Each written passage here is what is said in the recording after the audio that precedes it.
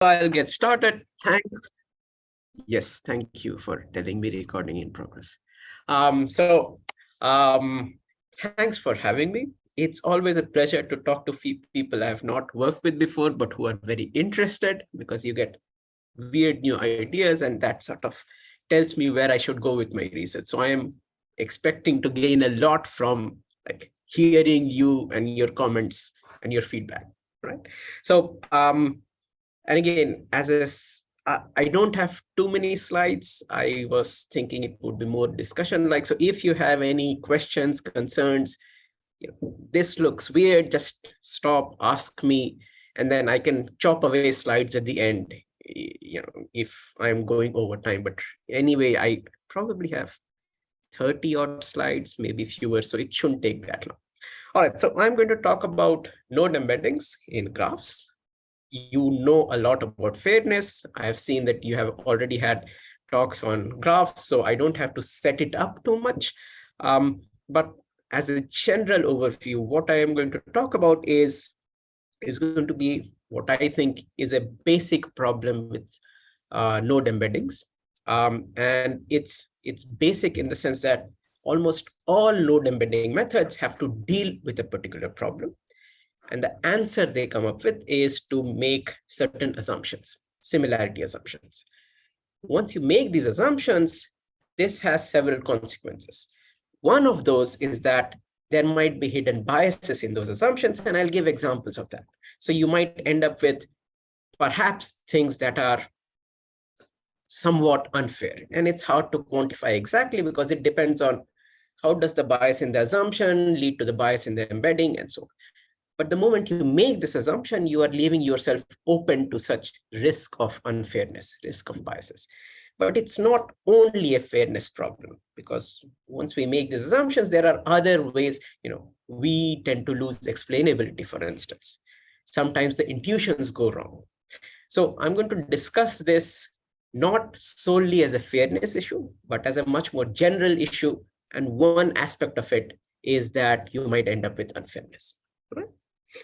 All right, so the setup is I have some particular network and I want to do some standard machine learning-y stuff on it. I want to classify the nodes. I want to make friend recommendations. If this was the Facebook network, I want to find communities, do clusters, and so on. Right?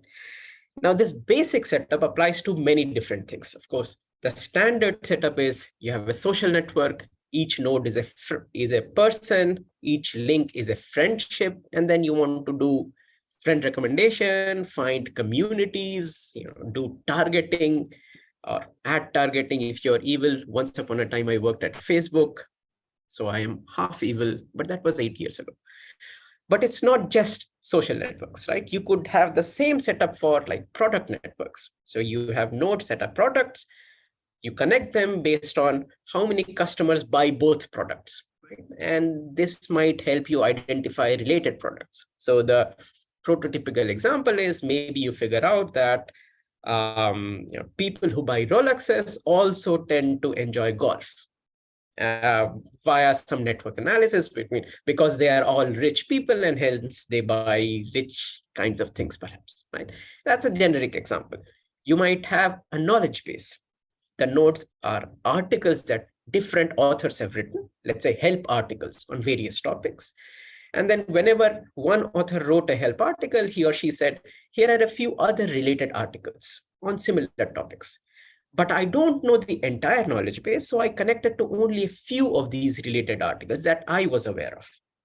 Can you automatically figure out what are all the other relevant similar articles to me? And that is also a network's problem, right? I might have a biological network of genes or proteins which activate or deactivate each other, and I might say, find me functional subsystems. Right? All of these are basically the same picture. I have a graph. I want to do some machine learning on graphs. And when I set it up this way, there is, you can try to do it directly. And there are bespoke recommendation algorithms for networks and community detection for networks. And I have done some of that work as well. But another way of doing it, another paradigm is to split it up, do a division of labor. There is a person who understands this network. this person builds what are called node embeddings, right? So one vector for each node. And then there is some person who understands machine learning, the latest and greatest methods, and then you use these node embeddings as features. So conceptually, you have a division of labor between this person who understands this network versus the person who understands just standard machine learning. And this has proved fruitful in many other cases. Like there are people who work on which portion of the brain does visual processing, and they will essentially take the brain, create brain embeddings or voxel embeddings, and then you can use standard machine learning tools to do whatever. Right? So this is a basic setup. It's a very common setup. And of course, if you say, I want to build node embeddings, there is one simple answer. If you have a graph, you could always say, I'm going to build the adjacency matrix of the graph. Right? So I'm going to do this n by n matrix where I have zeros or ones based on if I'm, node 1, is it connected to node 2? And if I looked at one row of this adjacency matrix, that's an embedding. It captures everything you know about this particular node in this graph. So the goal of the node embedding was to embed all the information in the graph. The adjacency matrix embeds it exactly. But we don't want to do this because this embedding would be n-dimensional. If I had a Facebook style social network, I had 1 billion nodes in there, that's a too long embedding. I cannot really use 1 billion things as a feature vector. So typically we will say my node embedding must be more low rank, 128 dimensional, 32 dimensional, something of that sort. Hopefully it does not scale too much as n grows. So we want to build these low dimensional embeddings, which capture all the information in the graph in these feature vectors. And that's a basic problem that there are many algorithms to do. Now, I can think about this problem globally in terms of build this set of embeddings for everyone. I could also think of it locally. And I'm going to discuss, or I'm going to show that this local view is more useful in some sense. But as a roadmap, I'm going to say that we have seen this basic node embedding problem. The moment we try to look more closely at this problem, we hit one basic roadblock, the main question. And typically, the algorithms that exist will provide one answer to this roadblock. They're going to say, we're going to make similarity assumptions. We're going to discuss why these similarity assumptions are so obvious a way around this roadblock, but also what are the problems they can cause. And then I'm going to say, here is my method. It doesn't need these assumptions. We are going to pay a price for this because people use these assumptions because they work very well. So the hope is that I can do it without assumptions, without paying too much of a price. And in our case, on many data sets, we will be pretty close to existing methods, which will make these assumptions. Right? So I'm going to discuss this basic question and our basic approach. I'll talk about some experiments, perhaps some generalizations. This depends on time and I can skip it, and finally just conclude. But most of the talk is going to be, why are people making similarity assumptions? What could be the problem with it? And one of those problems is going to be the fairness problem. Okay. All right. So let's focus on how you would get embeddings for everyone. Instead of thinking about everyone, let's focus on the most important person, that's me. I am in my network. My view of the network is that there are a few people who are my friends. I have declared that these are my friends on Facebook. They are connected to me. And there's this whole mass of humanity who is not connected to me. At least they're not connected to me directly. They are indirectly connected to me via my friends. And then my friends might have connections between themselves and so on. But from my point of view, if I looked at the rest of the social network, I would think of it as two classes. There's a positive class of people who are connected to me, negative class of everyone else. That's my view of the network. So if I wanted to come up with my embedding, and it's a very personalized embedding for me, then this embedding really should encode my view of this network, right? In some sense, my embedding should embed these classes, right? So the problem of node embeddings, I can think of as a problem of building personalized embeddings. For each person, how do I come up with embeddings that really say, this is how this person views the rest of the social network? And if I could build up such embeddings for each person, then I'm looking at the same social network, but from many different points of view, personalized points of view. Every node embedding is dealing with this question. Right? Now, the problem with this is that you're going to have, in real world networks, very skewed degree distributions. They're going to be, most nodes are going to have very low degrees. They are going to have very few friends. I have one follower on Twitter.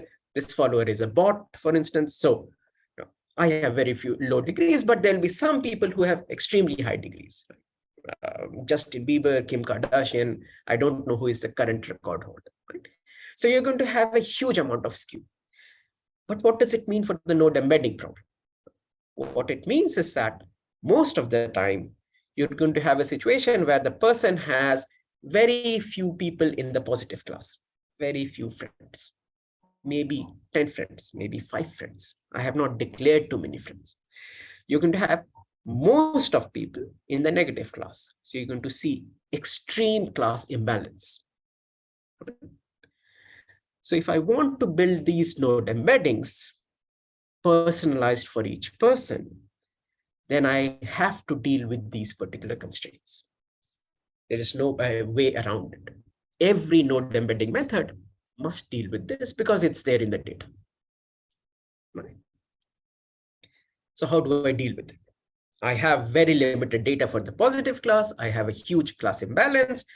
The simplest answer is it really a problem? Let's just ignore it. See what happens. What's the worst that could happen? Right?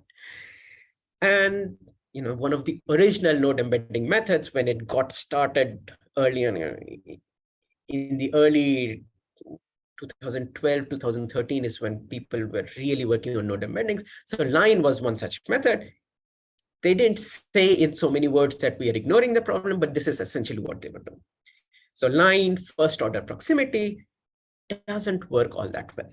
In fact, in that paper itself, they came up with a different method called line second order proximity, which does better. Right? So you can ignore the problem, but it doesn't do very well directly. So it's a real problem. Here is another idea. Perhaps I want low dimensional embeddings. There is singular value decomposition that gives low rank embeddings. Why not just use it? Right? So the idea of singular value decomposition would be you take this graph, you convert it into this adjacency matrix of zeros and ones. So I think dots and white spaces over here in this matrix. And then you do this low rank decomposition. So you say this matrix is very well approximated as V lambda V transpose. And I get to this by solving some optimization problem, but really there is a lot of research on these kinds of things. So you can do it fairly quickly. And once you get these embeddings, you can say, look at VI of one particular node. This is a low dimensional embedding that represents this node. And it's a good embedding because it's a good approximation of the adjacency matrix. In fact, it's the optimal approximation of the adjacency matrix under a particular loss function. This has been tried. And in fact, variants of this have been tried as well. Again, works up to a point. It's not necessarily the best method. And I think it's useful to try to understand why it's not necessarily doing all that well. Okay? And I have not seen this in the literature, so this is going to be like my opinion of it. Might be wrong. Right? The problem with just doing a singular value decomposition is in that loss function. Right? That loss function, if you write it out now in terms of personalized embeddings. Right? So if I wrote it out in terms of what does it mean for me, then you can factor all of these things out. And what you get is that I have these embeddings, VI, VJ, and these lambda terms in there. And what I'm doing is really regression, not really classification. I'm trying to match these adjacency matrix entries, which are 0 and 1. And I'm using mean squared error to match them. One could say, fine, not classification, but regression was a big deal. Regression is very common as well. But the second problem is that when you do it this way, you once again hit this problem of extreme class imbalance. You cannot outrun it. So the negative class is going to dominate. So what does it mean? Imagine you had the job of fiddling with these embeddings to try to get, to minimize this loss. What you would do intuitively is you would try to fiddle the embeddings as much as possible to get closer to the zeros, the non-edges, because there are so many zeros. And if in doing this fiddling, you get worse for the edges, the ones, well, there are so few ones, you don't pay too much of a penalty. Right? So might as well just try to optimize for the non-edges, the zeros, and ignore the ones. And this becomes a problem. Okay. So if we had been doing classification losses, we still have this problem, but it's a little bit muted. With regression, you're trying to really match those zeros and those ones, and you essentially put too much of your effort on fitting those zeros. And that's why SVD does not necessarily give you great answers. Okay. So I couldn't really ignore the problem. I could try to use SVD, again, worked, but has some issues. So these things don't really work all that well. If I don't do these, what other option do I have? And at this point, pretty much every method that I've seen essentially has one answer to this problem. They say, I'm going to grow the positive class. I'm going to expand out this positive class. Somehow, it's not there in the data. The data says so many friends in the positive class. I am going to implicitly expand it. And the way I'm going to expand it is by essentially saying that this person is similar to these other people, even though there are no formal friendship links. I have not said that I am similar to this. I am a friend of this other person. But you assume that such links exist, or I am similar to these other people, even though I have not said so. This way, I get to improve or expand out my positive class. Now, every method will have a different notion of similarity. Sometimes the method will be, the similarity will be explicit. I do page rank or personalized page rank. That gives me similarity. Based on that, I come up with my embeddings. So there's a method called verse, which does that. But every method must be doing it. So if you are not explicitly saying what is your similarity measure, you say, I have a graph neural network, it has 3 layers, and it's doing attention based on something or the other with certain parameters. You have a similarity. You're just not making it explicit, but somewhere it's there. You are making assumptions about similar nodes, and it's not there in the data. But it might be helpful for the results. Indeed, these methods tend to work well. But we are not going to discuss, which particular similarity metric is the best one. We're going to ask, do I need to make these similarity assumptions? Right? Because the moment I make an assumption, I am open to the weakness of the assumptions. One weakness is that there might be hidden biases in these assumptions. And if so, these biases will enter into my embedding as well. And maybe it's hidden, it's not obvious. So I don't ever see it. So what hidden biases? Here's an example of it.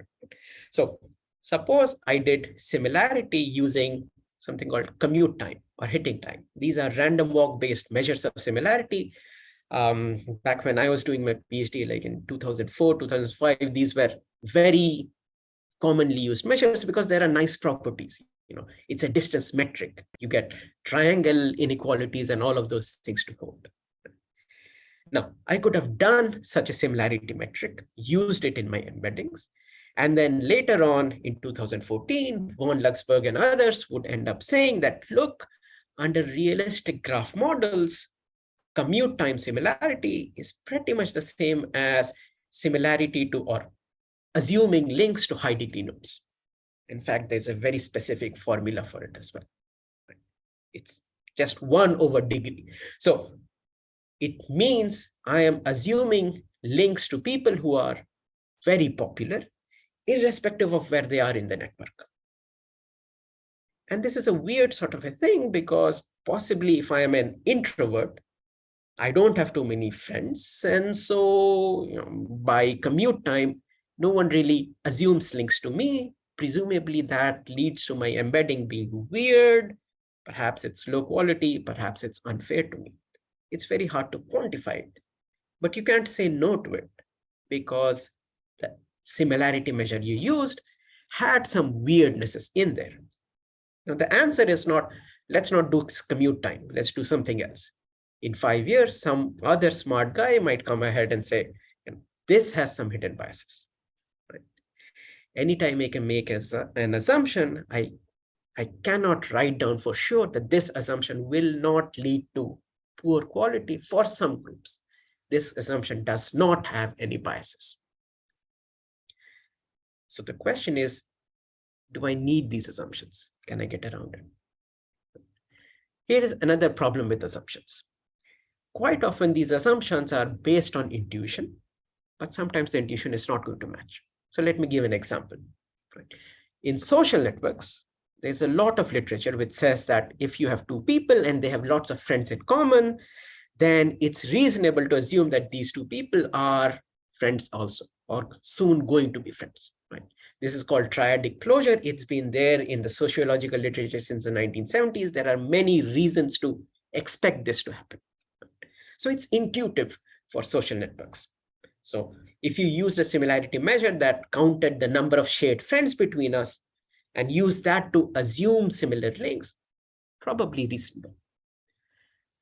But what if I had the same network structure, but it was a peer-to-peer lending network? Right? If I lend to someone and you lend to the same set of people, does it mean that we are going to lend to each other? Is it reasonable to assume a similarity link between the 2 of us? It's not very clear. What if you had the same network structure, but it was flights, the airport network? So if there are many 2-hop flights from Amsterdam to Austin, surely it means there is less economic reason to add a direct flight from Amsterdam to Austin. There's less reason to assume similarity between these 2. Right? So what should I do? I mean, someone gives me a network. Which assumption do I use? Do I say, what is the physical process that created this network? What is the name of this network? Based on that, I'm going to figure out my assumption. Based on that assumption, I'm going to do an embedding. What do I do? Do I need to go through these assumptions? Right? Here's the last issue with assumptions. Once you make these assumptions about similarity, you will have to update them when the network changes. Right? So let's say I have my network, I have done my similarity assumptions, and I figured out, I've expanded my positive class. And now I add a new friend. And this new friend, of course, has friends of his own. So the fact that I added this new friend would change my similarities to the rest of the folks. It would change my expanded positive class. And one would say, it's fair, you changed your data, of course your similarity changes. But the bigger problem is, I have changed nothing. There are 2 random people somewhere out there in the social network. They choose to become friends. That can trigger a different similarity computation for me. Right? That changes my positive class too. And one would say, this is not entirely very nice because there are small network changes, but they might affect many pairs of people, their similarity computations, but still maybe it's a computational issue. Maybe I can smooth it out by keeping random samples or doing something or the other. The bigger problem is that in doing these updates, in doing these recomputations, we cannot do it typically. I've never seen a method where you could do it using the existing embeddings. What you had to do was you had to go back to the original network. You had to rerun your random walks. You have to redo your complex matrix computations, but you can't do it just using these embeddings. But the whole reason we were coming up with embeddings was because we were saying these embeddings embed the network. They capture all the information in the network. But we are not eating our own dog food. Right? When the network changes, we don't just compute using our embeddings. We have to go back to the network. Why will anyone else believe us? And this is also happening because we made these similarity assumptions. So I have a basic problem, which is that most people have very little limited data for the positive class and extreme class imbalance. The standard answer is to assume a similarity measure. This can cause problems, one of which is that there might be hidden biases in there. But there are other issues with explainability and so on. So what I'm going to do next is I'm going to talk a little bit about how you could conceivably try to do it without making assumptions. So where does it lead us? So what I want to do is, again, I want to look at one person. I want to do the best possible embedding for this person, personalized for this person's data, but I want to do it using only the data. Just the data, nothing but the data, no similarity assumptions. Right? How can I do it? Right. So let's see what our setup has. There is a person, node I, has a particular embedding. This person has declared in the data that here are my friends, my neighbors. And these folks will get their own embeddings as well eventually. There is a whole mass of humanity which is not my neighbors. They also have their own embeddings somehow. Let's say I got these. Right? My goal is to figure out all of these embeddings together. That's a hard problem. Let's look at a simpler problem. Let's say someone gave me everyone else's embeddings. My only job is to figure out my embedding, the embedding for one node, node I. Okay. I know the neighbors of I, or the friends of I. I know the embeddings of everyone else. I just have to figure out the embedding that is best for node I. It's personalized to node I. It's the optimal thing for node I. How would I do it? Okay. Now, if I wanted to do it this way, the obvious thing to say is I have these embeddings for all these other guys. Embeddings are typically used as feature vectors for classification and whatnot. Might as well use them as feature vectors in this task. So I have the embeddings of everyone else. I use them as feature vectors for a classifier. And the classifier's job is to separate my neighbors from everyone else, my positive class from my negative class. It's a standard classification problem. Okay. Suppose I could learn this classifier. If I could learn this classifier, how do I come up with the embedding for node I? Here's what I'll do. I'll say the parameter vector of this classifier is my embedding. My embedding represents this classifier. This classifier represents the idea that some people are close to me or are my friends, others aren't. It's a two-class problem. It represents this classifier. So if I could solve this sub-problem, I could say, here is my classifier, here's the parameter vector, that becomes my embedding. And I'm done with this. The hard part is going to be, how do you train that classifier? Because that's where the problem appears, right? You have very few neighbors, so very few points in the positive class, lots of points in the negative class. Training that classifier from limited and imbalanced data is going to be super hard, right? Can you even do it? And this is why people make these similarity assumptions to expand out the positive class, to reduce the class imbalance, to have more data. So how would we do it without these assumptions? Can we do it directly? So I'm going to show it roughly in pictures. Okay? So assume that my embeddings were just two-dimensional, so I could plot them out nicely. Okay, so here's the training data. Rebecca, question. Sorry, I just wanted to ask a quick question. Would you mind going back a slide? So you're saying what are your initial embeddings that you're using here for each of the... I am assuming that someone has given this to me. I am not even talking about it right now. But later on, you are right. We'll have to train all of these embeddings jointly, and we'll do that. Okay. For now, assume that someone has given me the embeddings of everyone else. How do I find my embedding? All right, so I know the embeddings of everyone else. These are two-dimensional embeddings. And so if I did a scatter plot, I would have lots of points from the negative class, people not connected to me. I would have a few points from the positive class, the people who are connected to me. Right?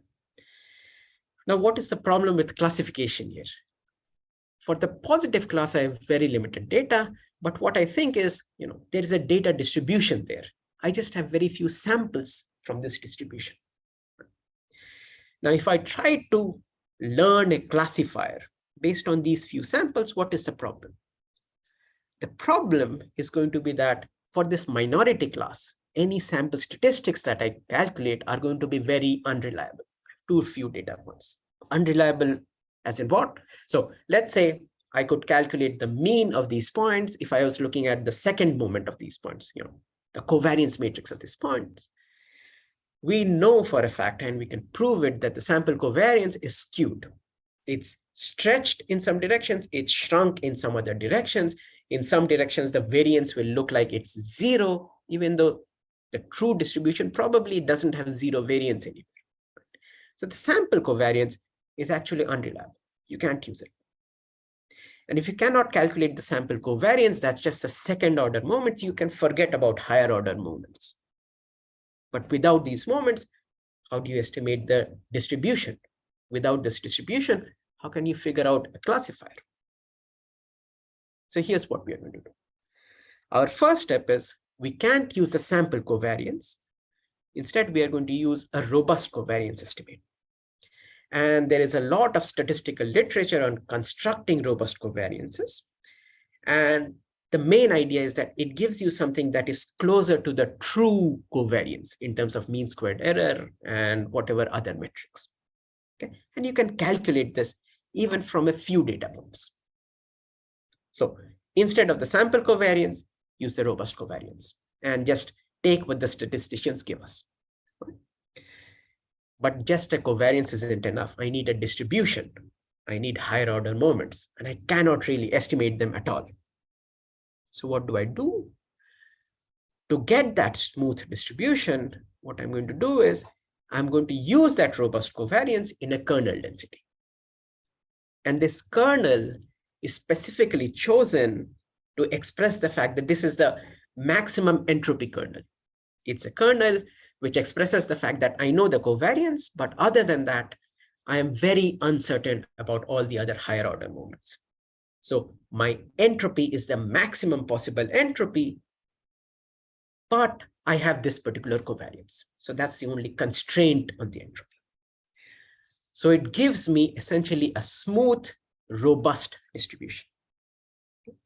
Now, what I'm going to do next is I'm going to optimize using this smooth distribution. And I can show that I can optimize it directly, integrating over this distribution without having to sample data points from it.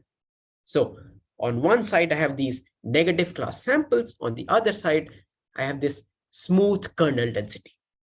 And I come up with a classifier, again, details in the paper, but I come up with a classifier and then I say the parameter vector of that classifier is the embedding that I wanted. And that's roughly the setup I would do for that one subproblem. So doing that entire process, you can show that it gives you convex closed form things, so you can actually solve it fairly quickly. Once you do that, you can get the parameter vector of that classifier, and that becomes an embedding. But of course, this was one subproblem. You need to solve such embedding subproblems for everyone. So what you do is you solve all of these subproblems jointly. And you can do it many different ways. All of them are roughly going to work pretty much similarly. You could do alternating minimization. What I am doing is essentially putting all of them together in one big loss function and minimizing that one loss function. But essentially, at any moment in time, I optimize my embedding by looking at what everyone else's embedding is currently. And everyone embedding gets better and better, personalized over time. That's a basic idea of this algorithm. Okay. we did not use similarity assumptions. We just use the fact that some things cannot be estimated, so we are going to be robust to that noise. All right, now I'm going to talk briefly about what this embedding actually looks like. If you think about it as a classifier, you have a bias term and what you can call an interest vector. Okay, what are the interests of this particular person? So you and I are likely to be connected if our bias terms add up to be high enough and our interests match. Right? So there is a dot product in there. So how does anyone become a celebrity? How does anyone get high popularity? You would get a high popularity if your bias term is high, alpha is high, or your expertise is high, beta I is high. And these are actually two different processes. So if your beta norm is high, what it means is you're considered an expert in this field. So other people who have even a passing interest in this field will want to be friends with you, will want to follow you. On the other hand, if your alpha is high, that is really saying that you are a celebrity. People follow you irrespective of their interests. They are not following you because you are an expert on something. They follow you generally. You are just popular in general. And it turns out in our experiments that you need both of these aspects to make the embedding work well. Okay. I don't know if I'll have time to talk about it, but this is the general, you need to handle the fact that some people are just broadly celebrities, whereas some people gain popularity or gain friends because of their expertise. And the model actually captures both of these. Okay. There are some more details which I am mostly going to skip. How do you compute that robust covariance? How do you come up with this particular kernel? Except to say that both of these steps emphasize robustness. Okay. Both of steps are designed to say that some things I can estimate, other things I am uncertain, and my results show that. Okay. Our smooth distribution is going to capture the fact that we are uncertain about many of these things. Another big point is that the entire process is parameter free. There is no need for cross-validation, and you couldn't do cross-validation. You can do cross-validation for one classifier. Here, I am having one classifier for each node because I am doing personalized classifiers, personalized embeddings. I cannot hope to do cross-validation at all. So the fact that it's totally parameter free is really useful, right? All right. So I'll briefly talk about some experiments to give you a general flavor of it. I'll skip the generalizations and then I'll conclude at the end. Okay, so the paper has a bunch of different experiments with different types of data sets to show that it works well, not just in social networks, but also biological networks and whatnot. But the basic experiment is what's called the link prediction experiment. So in link prediction, what you will do is you will again take that network from my point of view. And now what I'll do is I'll modify this network. I'll take one person who was my friend and break that link. So that guy moves into the negative class. Okay. And now I learn the embeddings, these classifiers, whatever it is, for me and for everyone else. Okay. Once I have learned these embeddings, I'll say, can I use these embeddings to figure out in the negative class, this large red cloud, which person in this negative class is closest to me, most similar to me, most likely to be my friend. So essentially, link prediction is pretty much friend recommendation. Right? And hopefully, this one person that we removed from our positive class to the negative class, this guy gets picked by our embedding, by the link prediction experiment. Okay? So we want to see how often do we pick this true guy. We know the ground truth in this case. Okay? And this is a fairly standard experiment for checking how well embeddings do in practice. How well do they embed this graph? How well do they capture this graph? Now, I'm going to show results on only 2 data sets, but I'm going to do something that, again, I have not seen done in the literature. I'm going to split up my accuracy results based on degree. Okay. So the question is, maybe for very popular people who have many friends, you have a lot more data, you do very well. But people who have low degree, very few friends, maybe you have very little data, so it hurts your performance. Maybe this is where the similarity assumptions really help you.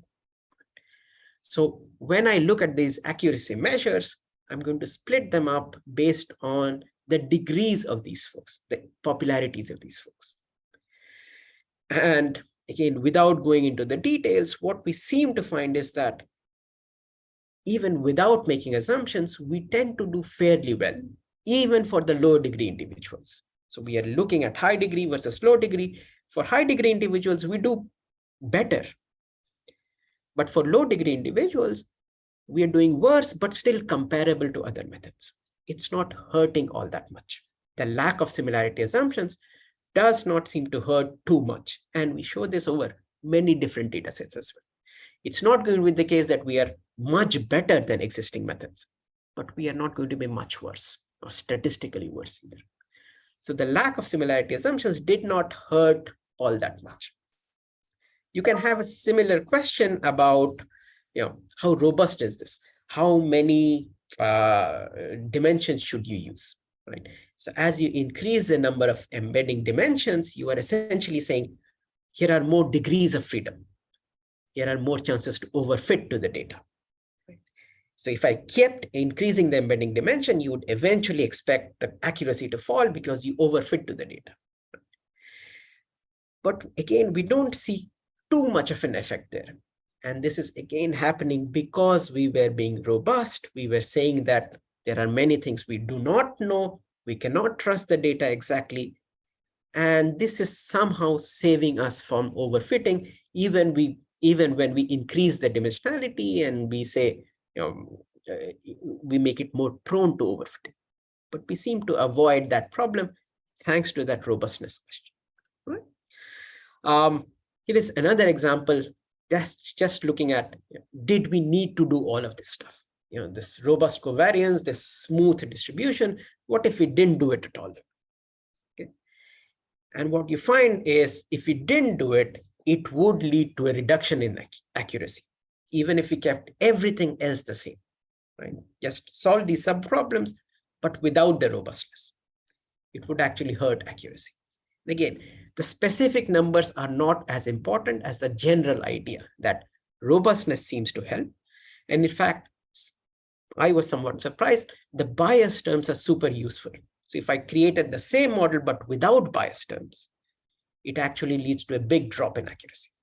So you need the interest vectors, you need those bias terms as well to make it work out nicely. Okay. All right.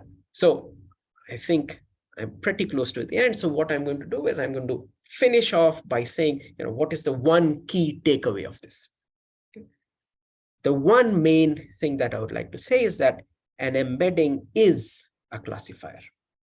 We don't think of it that way. We think of embeddings as vectors. But the job it does is that of a classifier. The embedding is just a vector representation of this particular classifier. And if you think about it this way, then the problems with node embeddings and are they fair or not essentially become problems about fairness of classifiers or issues with classifiers.